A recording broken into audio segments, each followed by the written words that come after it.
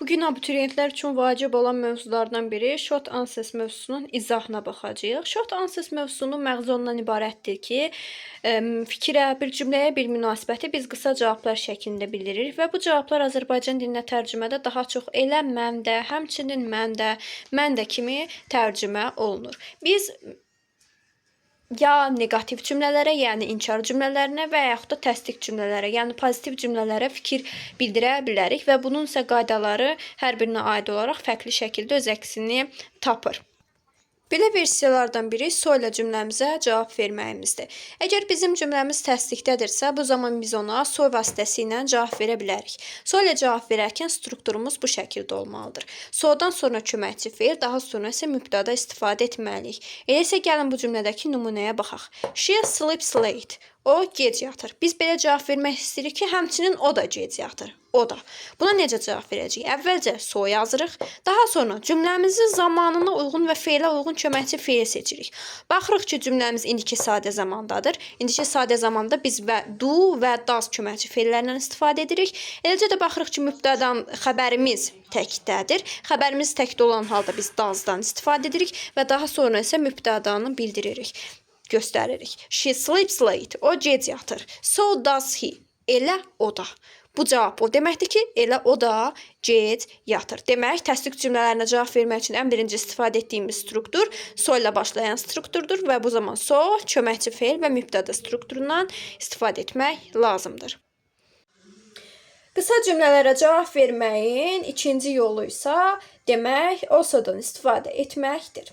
Biz dedik ki, təsdiq cümlələrinə cavab vermək üçün birinci versiyada so-dan istifadə etməliyik, ikinci versiyada isə also-dan istifadə edirik. Also-nun quruluşu so-dan fərqlidir. Belə ki, bu zaman biz əvvəlcə mübtədanı, daha sonra also-nu, daha sonra isə köməkçi feili istifadə etməliyik.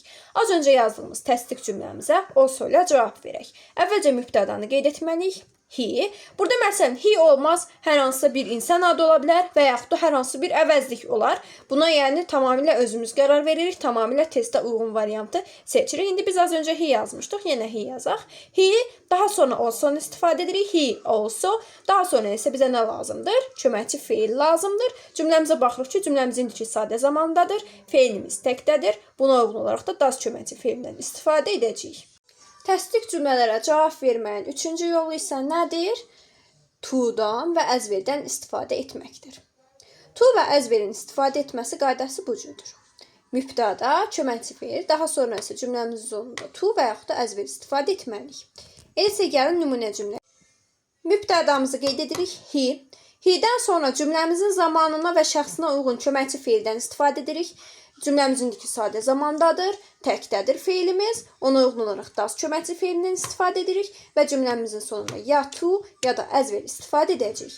Belə bir ümumiləşdirmə aparsaq, biz deyirik ki, təsdiq cümlələrinə qısa cavab vermək üçün bizdə 3 versiya mövcuddur. Birinci versiyamız so ilə cavab verməkdir. So, köməkçi feil mübtəda strukturundan istifadə etməliyik. İkinci versiyamız mübtəda, also, köməkçi feil strukturundan istifadə etməkdir. Üçüncü versiyamız isə mübtəda, köməkçi feil və cümlənin sonunda to və yaxud da əzverdən istifadə etməkdir. Az öncə biz təsdiq cümlələrə necə qısa cavab vermək olar, onu öyrəndik. İndi isə inkar cümlələrə necə cavab vermək lazımdır, onu öyrənəcəyik. İnkar cümlələrə cavab vermək üçün bizim birinci versiyamız neither və yaxud da nor strukturundan istifadə etməkdir. Bu sözü biz neither olaraq da tələffüz edə bilərik və yaxud da neither kimi də tələffüz edə bilərik. Strukturumuz az öncəki eyni ilə so kimi olacaqdır. Biz cümlənin əvvəlində ya neither ya da nor verəcəyik. Daha sonra köməkçi feil, daha sonra isə mübtədadan istifadə etməliyik. Bizim yadımızda saxlamalı olduğumuz incə məqam odur ki, biz məhz bundan inkar cümlələrə cavab verərkən istifadə edirik. Baxın, cümləmiz she cannot swim şəklindədir. Cümləmiz necə cümlədir? İnkarda olan cümlədir, elə deyilmi? İnkarda olan cümlələrə nə ilə cavab verirəm? Neither ilə və yaxud da norla cavab verirəm. Hər ikisini cümlənin əvvəlində yazdım və bunlardan sonra mən nə istifadə etməliyəm? Köməkçi feil istifadə etməliyəm. Ümumiyyətlə, köməkçi feil nədir? Köməkçi feil cümlələrə, yəni əsas feillərə sual vermək üçün istifadə olunan, onları inkarda yazmaq üçün istifadə olunan bir qrammatik ünsürlərdir və burada biz cannot-u görürük. Cannot nədir? Modal feildir və bu modal feilin özü can modal feilidir. Yanında not hissəci ilə birlikdə inkarıq düzəldə bilir. Yəni buradakı bizim feilimizi, hərəkətimizi inkar edə bilir və yaxud da cümlənin əvvəlinə keçib sual verə bilir. Deməli də can özü, modal feilin özü də nədir? Bir növ köməkçi feildir. Onda biz belə bir tips öyrənirik ki, elə modal feillərin özləri inkar cümlələrində istifadə oluna bildikləri üçün köməkçi feil olaraq elə modal feilin özündən istifadə edirik.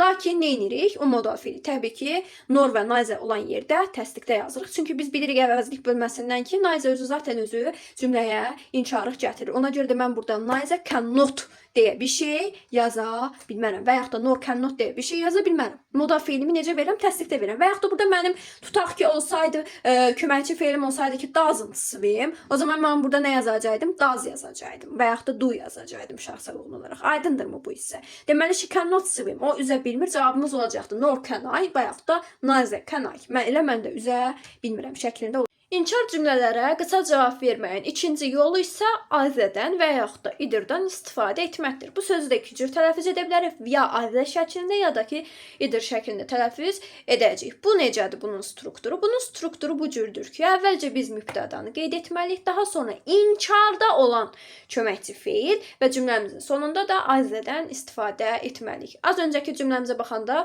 she cannot swim, o üzə bilmir. İndi mən demək istəyirəm ki, elə mən də üzə bilmirəm. Buna necə cavab verəcəm? Birinci mübtədanı qeyd edirəm, I. Daha sonra köməkçi feilimi inkarda verirəm, cannot şəklində və cümlənin sonunda nə istifadə edirəm? Either istifadə edirəm. Deməli, inkar cümlələrə cavab verməyin biz 2 yolunu və yaxud da 3 yolunu deyək ki, öyrəndik. Bu nədir? Nordan, neitherdən və eitherdən istifadə etməkdir. Nor və neitherdən istifadə edərkən onlar cümlənin əvvəlində işlənməlidir. Özlərindən sonra təsdiqdə işlənən köməkçi feil olmalıdır və daha sonra mübtəda strukturu gözlənilməlidir. Eitherdə isə vəziyyət bir qədər fərqlidir. Eitherdən istifadə etdiyimiz cümlələrdə əvvəlcə mübtəda, daha sonra inkarda olan köməkçi feil və cümlənin sonunda eitherdən istifadə etməliyik. Bunlar inkar cümlələrə qısa cavab vermək üçün istifadə olunan ünsürlərdir. İndi isə güvən test toplusundan bir neçə testin izahına baxaq. Məsələn, 10-cu suala baxırıq. Baxırıq ki, cümləmiz hansı cümlədir, necə cümlədir? Təsdiqlədir yoxsa inkarda? Baxıram nə var? Warrant var. Cümləm inkardadır. Demək mən inkara cavab verməliyəm. Elə deyilmi? Mən inkara so ilə cavab verə bilmərəm. Mən inkara to ilə cavab verə bilmərəm. Mən inkara so ilə cavab verə bilmərəm. Mən inkara also ilə cavab verə bilmərəm. Mən inkara nə ilə cavab verirəm? Ya neither ilə, ya norla, ya da either ilə. Baxıram ki, cavabım nə qaldı? C variantı. Struktura baxıram. Neither ilə cavab verəndə neither cümlənin əvvəlində işlənir. Neitherdən sonra təsdiqdə olan köməkçi feil işlənməlidir. Baxın, cümləm warrant inkardaydı. Köməkçi feilini təsdiqdə qoyuram və daha sonra da mübtəda cavabım nə qaldı? C variantı. 13-cü suala baxıram. 13-cü sualda cümləm necə cümlədir? Can't var. İnkarda olan cümlədir. Mən inkar cümləsinə so ilə cavab verə bilmərəm. A variantı getdi. Mən inkara baxıram, digərləri uyğun gəlir. Eləmi? Either ilə cavab verərəm, neither ilə cavab verərəm. Bunlar uyğun gəlir. İndi gəlin bunların mən quruluşuna baxım. Baxın, neither ilə cavab verəndə neitherdən sonra nə gəlməlidir? Köməkçi feil gəlməlidir. Burada he, mübtəda yazıb. Bu səhv. Sonra baxıram. Mənim cümləmin köməkçi feili nədir? Can't. Modal feildir, eləmi? Niyə does'dan istifadə edeyim ki? Ona görə E variantı da getdi. Cavabım ya B'dir, ya da D variantıdır. Baxın, D variantında yenə doesn't yazıb. Ona görə getdi. Cavabım nədir? B'dir. Either ilə cavab verir. Bəli. Either'ın strukturu necə idi? Birinci mübtəda, ondan sonra inkarda olan köməkçi feil, ondan sonra da either. B variantı tamamilə uyğun gəlir. Sonra məsələn 5-ci suala baxaq. Bax 5-ci suala baxıram. Cümləm necə cümlədir? Təsdiqdə olan cümlədir, elə deyilmi? Təsdiqdə olan cümləyə neither ilə cavab verə bilmərəm mən. E variantı getdi. Sonra either ilə cavab verə bilmərəm. B variantı getdi. Elə deyilmi? Cavabım ya A'dır, ya C'dir, ya da D'dir. Çünki so ilə, to ilə cavab verə bilərəm. Bax, so ilə cavab verəndə birinci nə olur? So olur. So'dan sonra köməkçi feil gəlməlidir. Ay mübtədadır, gələ bilməz daha. A variantı buna görə səhv.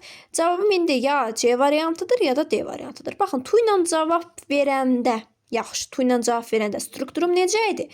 Birinci mübtəda, ondan sonra köməkçi feil. İncoy köməkçi feil deyil axı. Ona görə C variantda getdi. Cavabım nədir? So, ondan sonra köməkçi feil, sonra da ay. Köməkçi feilimi də do seçmişəm. Ona görə ki, cümləm indiki sadə zamandadır.